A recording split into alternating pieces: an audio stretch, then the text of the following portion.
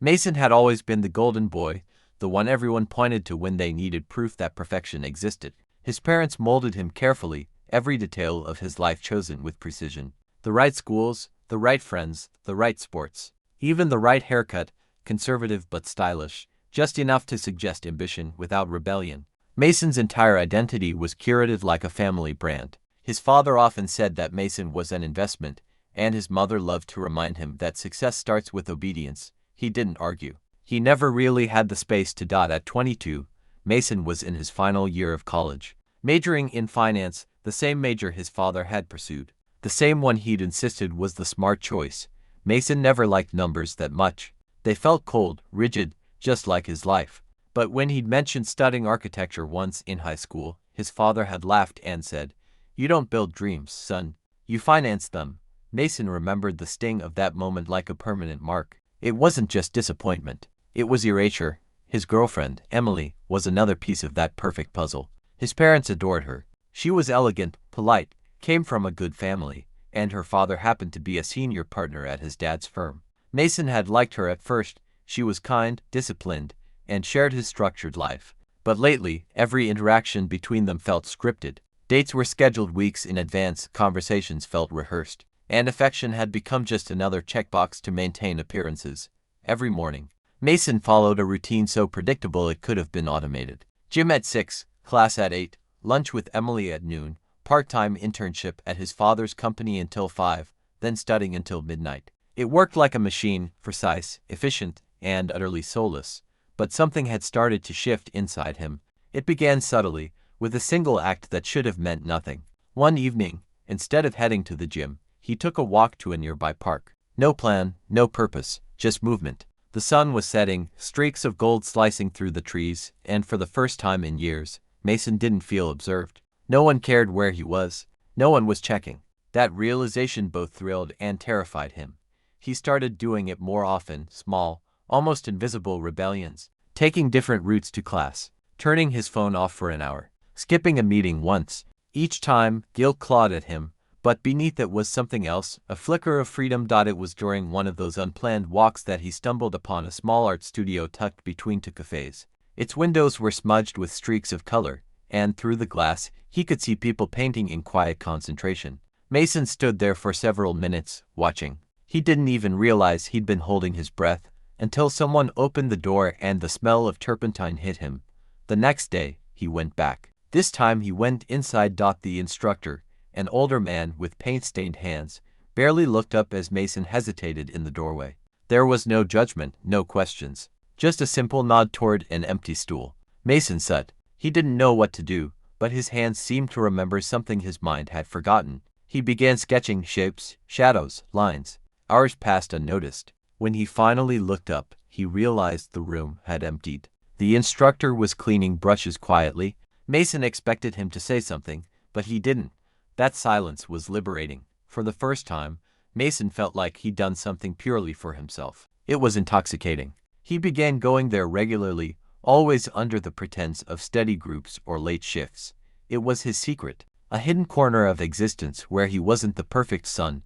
Then came the portfolio assignment for his internship, a presentation for senior executives at his father's firm. Mason had been preparing it for weeks, but his mind kept drifting. The project felt meaningless, another cog in a system he didn't believe in. On the night before the presentation, he sat staring at his laptop, unable to finish the final slide. Instead, he opened a blank document and began to draw again. He didn't even realize it until the early hours of the morning. When he woke, his father was waiting in the kitchen, suit pressed, expression unreadable. The man didn't ask how Mason felt or if he was ready. He just said, "Don't embarrass me today." The words lingered all morning. During the presentation, Mason's voice was steady, his points precise, but something inside him felt hollow. Every nod of approval from the executive deepened the emptiness. When the meeting ended, his father patted him on the shoulder and whispered, "That's my boy." Mason smiled mechanically, but his stomach turned. That night, he didn't go home. He went to the studio instead. He painted for hours, not sketches this time, but something larger, more chaotic. He poured out years of pressure, silence, and control onto the canvas. When he finally stepped back, the painting looked raw, alive. He didn't even know what it was, a mess of color and emotion, but it was his. For the first time, truly his. The next morning, his phone was buzzing nonstop. His mother, Emily, his father. He didn't answer any of them. He turned it off, grabbed his backpack, and went back to the studio. He didn't realize yet that that small decision, that one silent refusal, would be the first domino in a chain he couldn't stop once it began, because soon someone would find out. And when they did, Mason's perfect world would start to unravel, piece by carefully constructed piece. It didn't take long for the secret to collapse. Mason had known it would happen eventually. You couldn't keep anything hidden in a world that prized control. The first hint came 3 days later when his father mentioned, casually, that the studio he'd been studying in didn't seem to exist on campus. Mason's heart froze, but he forced a laugh, said something about independent research, and changed the subject. His father let it go, or at least pretended to. But Mason could feel the shift. A quiet, watchful suspicion had entered the air. Emily noticed it too. She wasn't accusatory, just curious. Her questions came wrapped in concern. Was he feeling okay? Why wasn't he answering his phone? Was something wrong?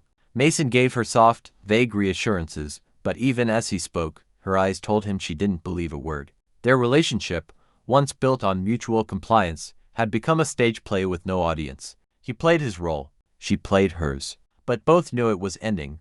One evening, he returned from class to find his mother waiting at his apartment. She was sitting on the couch, back straight, hands folded on her lap, the very picture of composure. On the coffee table lay his sketchbook. Mason froze in the doorway, air draining from his lungs. She didn't look angry, not yet, but her disappointment was heavy enough to crush the room. She said she'd been cleaning. She said she'd found it by accident, but Mason knew better. She flipped through the pages slowly, her eyes skimming the rough sketches, the ones of faceless figures, stormy skies, a distorted reflection of himself. She didn't understand them. She didn't have to. To her, they were proof of disobedience. Her voice was calm but sharp. She said he was losing focus, that he had responsibilities, expectations, that this hobby could ruin everything. Mason stood there silently, every word slicing through him. He wanted to argue, to shout that it wasn't a hobby, that it was the first thing in his life that made him feel real. But he didn't. He just listened until she finished, then promised it wouldn't happen again. That night, he didn't go to the studio. He sat on his bed, staring at the blank wall, feeling like he'd swallowed something poisonous. His phone buzzed with a message from Emily, a heart emoji and a reminder about a networking dinner her father was hosting that weekend. He turned the phone face down and didn't reply. Days passed in a fog of routine. He went to class, smiled at the right people, performed his duties like a puppet. But inside, something was fracturing. The thought of going back to that lifeless path made his chest tighten. Every time he passed the art studio on his way home, he felt an ache so sharp it was almost physical. He missed the smell of paint, the silence, the way time dissolved inside those walls. Then one afternoon, as he sat outside the campus cafe, a stranger approached him, a woman about his age, holding a portfolio case and wearing paint-splattered jeans. She said she'd seen him at the studio a few times and wanted to invite him to a small local exhibition. Mason hesitated, glancing around as if his parents might appear out of nowhere. The woman smiled, told him it wasn't anything big, just local artists showing their work, a safe space. Her tone was casual, but her eyes were kind, sincere. Mason surprised himself by saying yes. The exhibition was held in a converted warehouse, dimly lit, but buzzing with energy. Mason walked through rows of paintings and sculptures, each one bursting with individuality and imperfection. He felt out of place at first, overdressed, restrained, but gradually, he loosened. He met people who talked about art like it was oxygen. Nobody asked him where he studied, who his father was, or what job he planned to get. They only asked what he liked to create. He didn't realize how much that question mattered until he tried to answer it. For years, every answer he'd ever given had been pre-approved by someone else. Now, he stumbled over his words, realizing he didn't fully know himself. But even that uncertainty felt like progress. He stayed until late, talking, listening, absorbing. Before leaving, the woman who'd invited him, her name was Chloe, handed him a flyer for an upcoming group submission. "You should try," she said simply. Mason nodded, though the idea terrified him. The thought of submitting his work for strangers to see felt both thrilling and dangerous. 4 days after, he couldn't stop thinking about it. Late at night, he dug out his old sketches, flipping through them until he found one that spoke to him, a faceless figure trapped behind glass. He decided to paint it. The process consumed him. He'd go to the studio at dawn, paint until his hands ached, then rush to class, pretending everything was normal. The more he painted, the clearer his mind became. When he finished, he almost didn't submit it. But at the last moment, he sent in the entry, signing it only with his initials. A week later, he received an email saying his piece had been accepted. It felt unreal. For the first time in his life, he had achieved something without anyone's permission. He wanted to tell someone, to share the feeling, but he couldn't. His parents wouldn't understand, and Emily would only see it as recklessness. So he kept it to himself. Another secret added to the growing list. The night of the exhibition, the warehouse was fuller than before. Mason arrived early, walking through the displays until he found his painting. Seeing it there, framed, lit, with people actually stopping to look, sent a shock through him. He stood at a distance, pretending to be just another visitor, watching as strangers whispered about his work. Some tilted their heads thoughtfully. Others just stared in silence. It was surreal. Then, just as he began to relax, he heard a familiar voice. A voice that didn't belong in this place. His father's. Mason turned slowly. There he was, standing near the entrance, scanning the crowd with an expression of cold fury. His mother stood beside him, lips pressed into a thin line. Mason's stomach dropped. Someone must have recognized his initials or posted photos online. Somehow, they had found him. The crowd seemed to fade around him as his father's eyes locked onto his. Mason didn't move. He couldn't.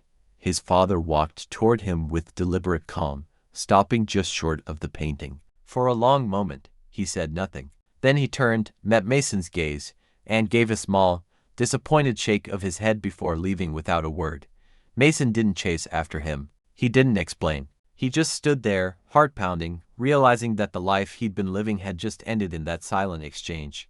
When he finally left the exhibition, the night air felt colder than usual. He didn't know what would happen next, whether they'd cut him off, disown him, or try to pull him back in, but for the first time, he wasn't afraid of the consequences. He was only afraid of one thing: going back. Mason didn't go home that night. He wandered the city instead, his thoughts tangled between panic and clarity. The quiet streets and neon lights seemed to hum with a kind of indifferent freedom, one that scared him more than his father's anger ever could. Around midnight, he ended up at the studio. It was dark, closed, but he sat outside on the steps, feeling the weight of everything he'd just destroyed. The life that had been built for him, the one so carefully designed, now seemed like a stranger's reflection. He couldn't step back into it, even if he wanted to. The next morning, his phone was full of messages. His mother's voicemail came first, calm but trembling, asking where he was, begging him to call. Then came his father's text, short and surgical: "We need to talk, now." Mason didn't reply. He deleted them both. By afternoon, his roommate told him his father had shown up at campus looking for him. The thought made his stomach twist. He knew that when his father couldn't control something, he didn't let it go. He suffocated it until it submitted. Mason packed a bag that evening and left the apartment, not sure where he was going. He just knew he couldn't stay there. He ended up crashing on Chloe's couch. When she opened the door and saw him standing there, exhausted and silent, she didn't ask for details. She just let him in, offered him tea, and handed him a blanket.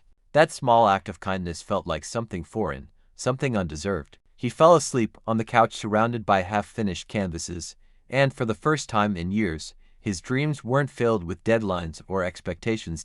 In the following days, the fallout arrived in waves. His father called the dean of the business school, demanding explanations. His internship was suspended indefinitely. Emily reached out once, leaving a message that was polite but hollow. She said she hoped he would come to his senses. He didn't return the call. It was Chloe who helped him ground himself again. She showed him how to sell small prints online, how to connect with independent artists, how to live simply. Mason found himself drawn to the rhythm of her life, unpredictable but real. She worked part-time at a bookstore, painted in the evenings, and laughed often. There was no master plan, no 10-year goal, yet somehow, she seemed more at peace than anyone he'd ever known. Mason began painting more seriously, not for validation, but because he needed to. His art became a language, one that translated the chaos inside him into something tangible. Each piece seemed to dig deeper, confronting parts of himself he'd buried under obedience. Then, 2 weeks later, the inevitable happened. His father found him. It was late afternoon. Mason was walking home from the bookstore where Chloe worked when he saw the familiar black sedan parked near the corner. His father stepped out, immaculate as always, his expression a mask of composure. Mason froze. For a brief second, neither spoke. Then his father gestured to the car, wordlessly ordering him to get in. Against his better judgment, Mason did. The ride was silent. His father's hands rested perfectly on the steering wheel, knuckles pale. When he finally spoke, his voice was measured, to calm. He said Mason was throwing away everything. He said he was embarrassing the family. Then, softer, he said he still had time to fix it. He could come home, finish his degree, return to the firm. No one had to know about this episode. Mason stared out the window, the city blurring past. Every word felt like a chain being offered back to him. When his father paused, waiting for an answer, Mason said nothing. That silence, the one thing he'd never dared before, was his answer. His father's jaw tightened. For the rest of the drive, he didn't speak again. He dropped Mason off at his apartment without another word, the message clear. This was his choice, and now he'd live with it. Mason expected anger or despair to follow. But what came instead was something quieter, a strange, unfamiliar sense of ownership. He had made a decision, and for once, it belonged entirely to him. The days turned into weeks. His savings ran thin. He took odd jobs, dishwashing, tutoring, small freelance work, to get by. It wasn't easy. Some nights, he went to bed hungry. Some mornings, he woke up doubting everything. But despite the struggle, there was a deep satisfaction in knowing each hardship was earned. One afternoon, while scrolling through local listings, he saw an open call for a regional art competition. The theme was reinvention. Something in him clicked. It felt like a challenge, a mirror held to his own life. He hesitated. Part of him still carried the old fear of failure, but Chloe encouraged him to try. He poured everything into the submission. The painting that emerged over the next 3 weeks was unlike anything he'd ever done. It was chaotic but deliberate, full of contrasts, structure dissolving into freedom, lines breaking into color. It was his story without words. When he delivered it to the gallery, he felt strangely detached. He didn't expect to win. He didn't even expect to be noticed. It was enough just to have created something real. The night of the exhibition arrived, and Mason almost didn't go. His nerves buzzed with self-doubt, but Chloe insisted, dragging him along. The gallery was bright and packed, full of people who spoke in passionate, abstract terms. Mason stayed near the back, uncomfortable under the lights. Then, as the judges announced the finalists, Mason's heart skipped. His name, his full name, echoed through the room. For a moment, the world stood still. He hadn't signed this one with initials. This time, he hadn't hidden. The applause that followed felt distant. He didn't win first place, but his piece received an award for emotional expression. Reporters asked for photos. Someone offered to feature him in a local magazine. Mason smiled awkwardly, still trying to process it all. Later, outside the gallery, he checked his phone and froze. Dozens of missed calls. Messages from his parents, from relatives, even from people he hadn't spoken to in years. His name was spreading online, the prodigy who turned against his father's legacy. His father's firm had been mentioned in one of the local articles. Suddenly, Mason's private rebellion had become public. He sat on the curb outside the gallery, the night buzzing with voices, flashes, and distant music. The world he'd escaped was coming for him again, only this time it wasn't about control, it was about image. His father wouldn't tolerate scandal. Mason knew what was coming next, attempts to reclaim, reshape, and silence him all over again. But this time, he wasn't a boy trying to please. He was a man who'd learned what it meant to choose. Still, the thought of what his father might do, what he might lose next, lingered like a storm on the horizon. He didn't know it yet, but the real confrontation hadn't even begun. Because when someone's entire identity is built on control, losing it doesn't end quietly, it detonates. And Mason was about to discover just how far his parents were willing to go to pull him back into their perfect world.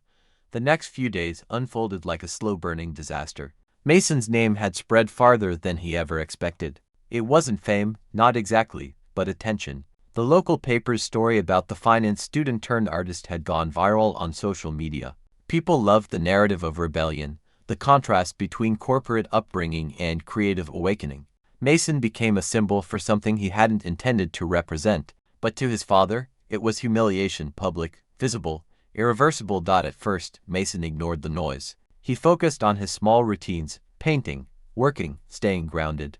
But the messages kept coming. Former classmates reached out to check in. Some praised him. Others hinted that he was being reckless. His inbox overflowed with interview requests. And then came the one message he had dreaded. "We need to speak face to face, tonight." It was from his father. He almost deleted it, but curiosity, or maybe guilt, stopped him. Against his better judgment, Mason agreed to meet at a quiet cafe near campus.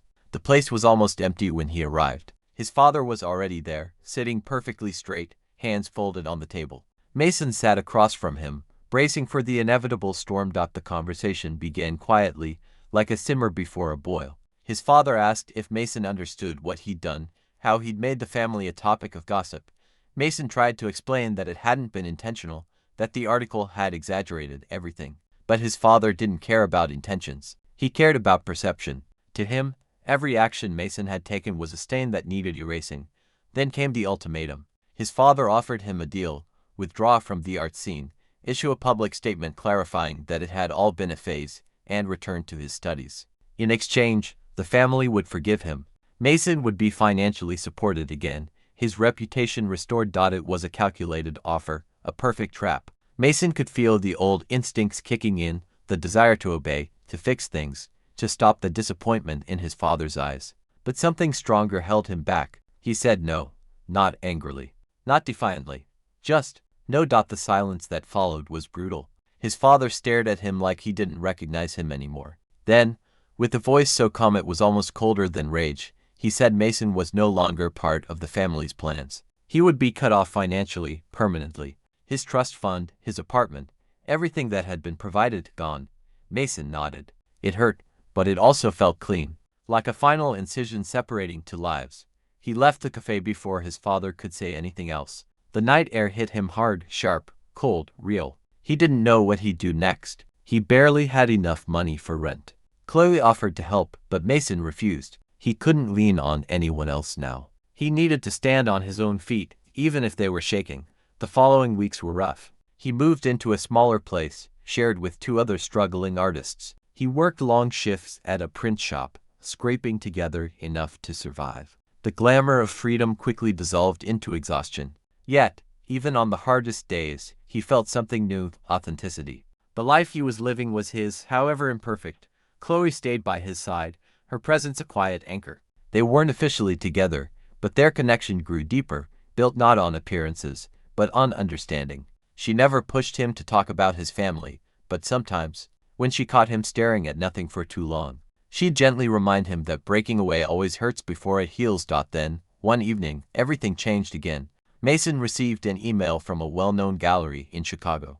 They'd seen photos of his award-winning painting online and wanted to feature his work in an upcoming exhibit titled Emerging Voices. It didn't sound real. Mason read it 3 times before believing it. It was the opportunity of a lifetime, exposure, validation, the next step. But it also came with a catch. The exhibit required travel, preparation, and pieces of a certain scale. He'd need time, money, and focus, all of which he barely had. Still, he accepted. For weeks, he worked relentlessly. He painted in the print shop after closing hours, surviving on coffee and determination. The series he created was darker, more personal than anything before, each canvas tracing his transformation from compliance to independence. He titled the collection Inheritance, a word that now felt more like irony than legacy. When the time came to ship the paintings, Mason felt something close to pride. He'd done it on his own, no funding, no permission, no family name to hide behind. But the night before the exhibit, he received a message that sent him spiraling. It was from his mother. Short, hesitant, almost pleading. She wrote that she missed him, that his father was trying to protect what he built, and that maybe they could all meet after the show. Mason didn't know how to respond. A part of him wanted to believe her, to imagine that maybe reconciliation was possible. Another part warned him that it was just another attempt to pull him back. He didn't reply. The Chicago exhibit was a turning point. The gallery buzzed with critics, artists, and collectors. Mason's section drew quiet attention, not loud praise, but thoughtful interest. He overheard strangers analyzing his pieces, finding meaning in details he hadn't even realized were there. A few offered to buy prints. Someone mentioned potential representation. Mason felt weightless, terrified and alive all at once. After the event, he stepped outside into the snowy air and let himself breathe. The city lights reflected off the snow like fragments of possibility. For the first time, the future didn't look mapped out or predetermined, it looked wide open, but freedom, as he was learning, always carried a cost. When he returned home 2 days later, his apartment door was unlocked. Nothing was stolen, but the room felt disturbed, things slightly moved, drawers shifted. On the table, he found a small envelope with his name on it, written in his father's unmistakable handwriting. Inside was a single photograph. It was one of his paintings, the one from his first exhibition, the faceless figure behind glass. But this version had been defaced. Someone had drawn bold red lines across it, slashing through the face. On the back, a single line was written, "You've embarrassed us enough." Mason sat down slowly, the letter trembling in his hands. It wasn't just anger anymore, it was a warning. His father's reach went farther than he wanted to admit. The idea that someone had entered his space, touched his belongings, felt like a violation deeper than fear. That night, Mason couldn't sleep. Every creak of the floorboards made him tense. He didn't know what his father was capable of, only that the man had never lost control of anything without fighting to regain it. And Mason had just taken away the one thing he valued most, control. By morning, he made a decision. He wasn't going to run. Not this time. If his father wanted a confrontation, he'd get one, but on Mason's terms. Because now, Mason wasn't the obedient son anymore. He wasn't afraid to lose what never truly belonged to him. He had something more dangerous, purpose, and for the first time in his life, he was ready to face the man who had built his cage. The morning after the note, Mason walked through the city with a strange calm. He'd spent the night awake, watching shadows crawl across the ceiling, every sound amplified by adrenaline. Fear had come and gone like a tide, leaving behind only resolve. Something inside him had hardened, not into anger, but into clarity. For years, his father had dictated the rules, what to study, who to love, how to live. Now, for the first time, Mason intended to answer, not with rebellion, but with truth. He knew where to find him. The firm's office tower stood at the edge of downtown, glass walls gleaming in the winter light. Mason hadn't been there in months, not since the internship ended. As he stepped inside, the receptionist looked up in surprise, but didn't stop him. His last name still carried weight here. The elevator ride to the top floor felt endless. He could almost hear the ghost of his father's voice in the hum of the machinery, lecturing him about precision, efficiency, success. When the doors opened, the silence hit like a wall. The office was pristine, a monument to control, everything polished, symmetrical, sterile. His father stood near the window, back turned, hands clasped behind him, looking out at the skyline. For a long moment, neither spoke. Then his father turned. His expression was unreadable, a calm so sharp it bordered on menace. He asked if Mason had come to apologize. Mason said no. His father's jaw tightened, just slightly. He began speaking, not yelling, but dissecting. He said Mason had thrown away everything he'd built for him. He spoke of image, legacy, the family name. Mason listened, and for the first time, he heard not strength, but fear. Every word his father said was rooted in panic at losing control, at seeing the perfect life he'd engineered start to fracture. When the tirade ended, Mason told him the truth, quietly, firmly. He said he didn't want the legacy, the wealth, the influence. He didn't want to be managed like a company or sculpted like a product. He wanted to live, to fail, to make choices that were his own. His father scoffed, said he was being idealistic, immature. He told Mason that independence was a fantasy, that people only survived by playing their part in the system. Mason didn't argue. He simply said that if the price of survival was losing himself, then it wasn't worth paying. Something broke then, not loud, but visible. His father's face shifted, the practice calm flickering. For the first time, Mason saw something like desperation beneath the precision. His father said he'd given everything for him, his time, his money, his reputation. He said he'd sacrificed his own dreams to ensure Mason's success. The words spilled out fast, unguarded, and for a second, Mason saw not the tyrant, but the man behind the armor. Someone who had confused control with love so completely that he couldn't tell the difference anymore. But it didn't change what needed to happen. Mason told him that he was grateful for what had been given, but that it was over. that he needed to find out who he was without the weight of his father's expectations. His father didn't reply. He just turned away, back to the window, hands shaking slightly. Mason left without another word.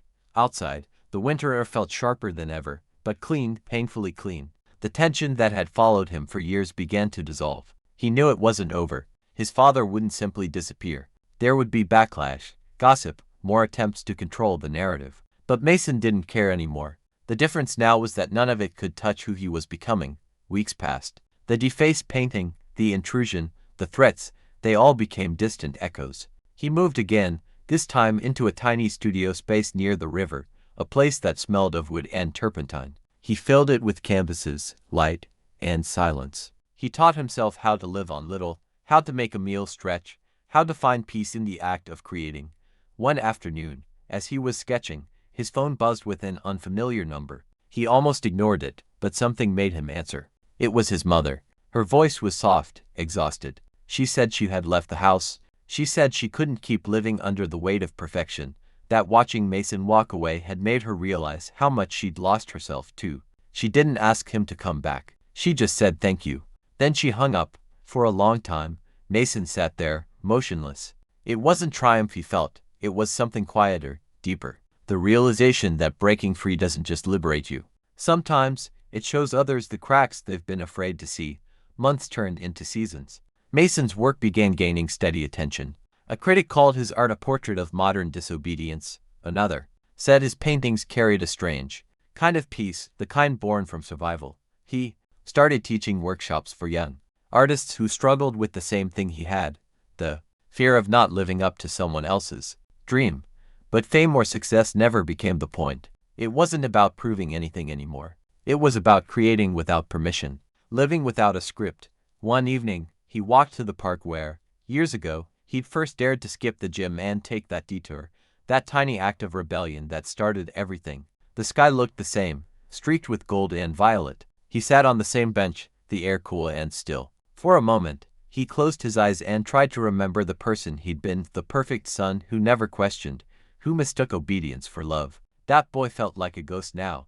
He opened his eyes and smiled, faintly. The world hadn't changed much, but he had.